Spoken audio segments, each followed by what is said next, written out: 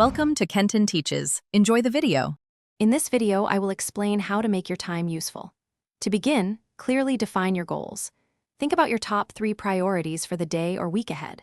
Breaking down larger tasks into smaller, more manageable steps makes them less daunting.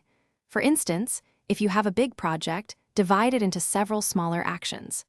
Setting realistic deadlines for each step helps keep you on track and motivated, ensuring steady progress towards your objectives. Next, effective planning and prioritization are key.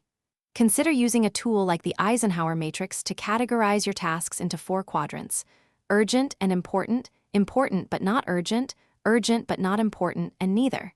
This helps you focus on what truly matters. Schedule your most demanding work during your peak energy hours when you are most alert and productive. Also, allocate specific time blocks, perhaps for 60 to 90 minutes, for focused, uninterrupted work sessions. To truly make your time useful, minimizing distractions is crucial. Start by turning off all non-essential notifications on your phone, computer, and other devices. Create a dedicated, clutter-free workspace that signals to your brain it's time to focus. Consider implementing the Pomodoro technique. Work intensely for 25 minutes, then take a short 5-minute break.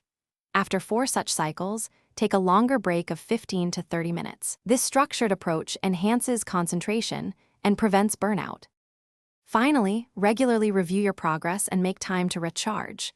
Dedicate 10 to 15 minutes at the end of each day to review what you accomplished and plan for the next day.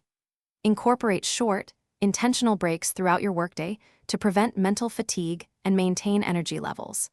Most importantly, prioritize your well-being by ensuring you get 7 to 8 hours of quality sleep each night. This allows your mind and body to recover, preparing you for another productive day. Thanks for watching. Please subscribe if this video was helpful.